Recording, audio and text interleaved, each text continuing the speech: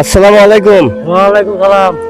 Uncle, আপনাদের এই রাস্তা যে বেহাল দশা, এই বিষয়ে যদি আপনি উর্দুত কর্মকর্তার কাছে বলতেন। কি বলবো? আপনাদের এই রাস্তা যদি চলাফেরা করেন, বর্ষা মাসে কিরকম কাদা হয়, কি সমস্যা হয় আপনাদের এই বিষয়ে? কাদো তো মোটামুটি ভাই আমার চলা কঠিন হওয়া যায়। দীর্ঘদিন বৃষ্টি হলে আমরা বাড়িতে বাড়াতে পারি না, একবার কারিগর এক বন্ধুরা বাড়িতে বসে থাকা লাগে। এই তো খুবই সমস্যা এই আমার এইটুকু এই রাস্তা। আপনার বাসা কোথায়? বাসায় তো গ্রামে পশ্চিম পাড়া। এই গ্রামের নাম কি? চরপাড়া। আপনার নাম কি? আমার নাম আব্দুল রাজ্জাক। মোহাম্মদ আব্দুল আজিজ সরকার আরজু। আপনার বাসা কোথায়? আমার বাসা পাশেই, পাশে কোন গ্রামে? চরপাড়া। আচ্ছা, আপনাদের এই রাস্তার যে বেহাল দশা, মানে ভাঙ্গাচুরা, বর্ষা মাসে কাদা হয়ে যায়, গাড়ি ঘোড়া চলে না, এই বিষয়ে যদি আপনি নতুন সরকারের কাছে, দর্শকদের কাছে আপনার মনের আবেগ কিছু প্রকাশ করলেন নি?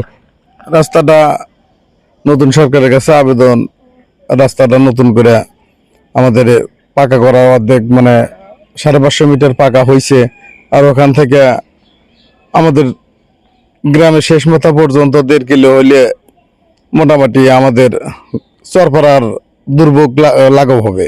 এখান থেকে আপনাদের কয় গ্রামের মানুষ চলাফেরা করে এই রাস্তা দিয়ে? এখান থেকে পাইকারা, খোকসাট, চরপাড়া, মুজাফরের পূর্ব অংশ,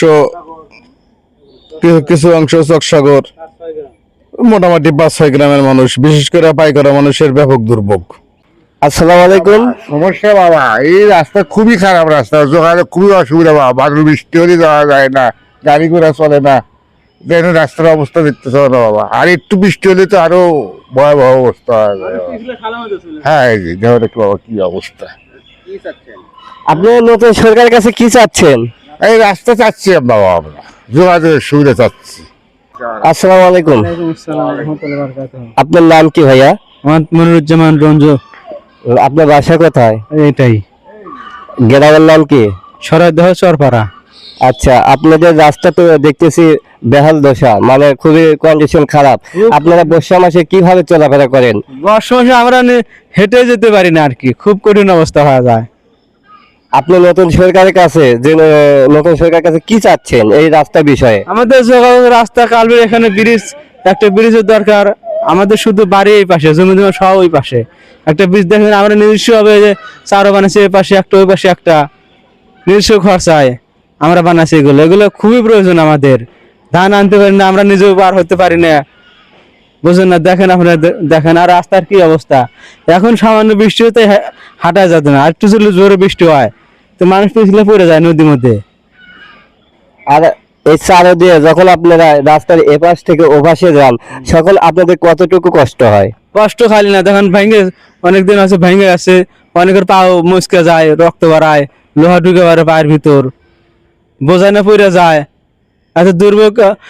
বিগত সরকারের আমলে ব্রিজ হবে, রাস্তা হবে হবে হবে করে হচ্ছে, এখন তো হওয়ার কোনো খবর নাই। আমাদের রাস্তা আছে, ব্রিজ চাচ্ছে আর কি। রাস্তার দেখতেছেন, আপনি রাস্তা একটু ভিডিও করে নিয়ে যান। ভাই, আপনার নাম কি? মোহাম্মদ সুলতান মাহমুদ। আপনারা যে প্রতিনিয়ত রাস্তা দিয়ে চলাফেরা করেন, আপনাদের সমস্যা কি কি সমস্যা হয় আপনি যদি একটু জানাতেন? আমাদের রাস্তাতে মধ্যে আমরা গাড়ি ঘোড়া চালাই, আমরা সাধারণ গরিব দরিদ্র মানুষ গাড়ি ঘোড়া চালাই। এই বৃষ্টির সিজনে মনে করেন যে বাড়ির নামায় থাকে কাঁচা দেওয়া লাগে, আর ওই পাকার মাথায় যে আমার কাঁচা ছেড়ে দেওয়া লাগে, হাত পা ধুয়া দেওয়া লাগে, এর মধ্যে মনে হচ্ছে তার ভাগ্য হয় না আমার। এই রাস্তাটা হলে আমরা খুব খুশি। ধন্যবাদ আপনাকে। দর্শক, আপনাদের মাঝে আমি যতটুকু জানাতে পেরেছি, রায়গঞ্জ উপজেলার চান্দাইকোলা 8 নং ইউনিয়ন চরপাড়া এলাকায় যে রাস্তাটি মানুষের প্রতিনিয়তই চলাফেরা করে, এই রাস্তাটি কিন্তু 8 থেকে 9 গ্রামের মানুষ চলাফেরা করে। আর এই 8 থেকে 9 গ্রাম মানুষ চলাফেরা করার কিন্তু তাদের বড়ই কষ্টকর হয়ে পড়ে। আমি নতুন সরকারের কাছে আবেদন জানাচ্ছি যে এই রাস্তাটি দ্রুত পাকা করে দেওয়ার ব্যবস্থা করে দেওয়া হোক।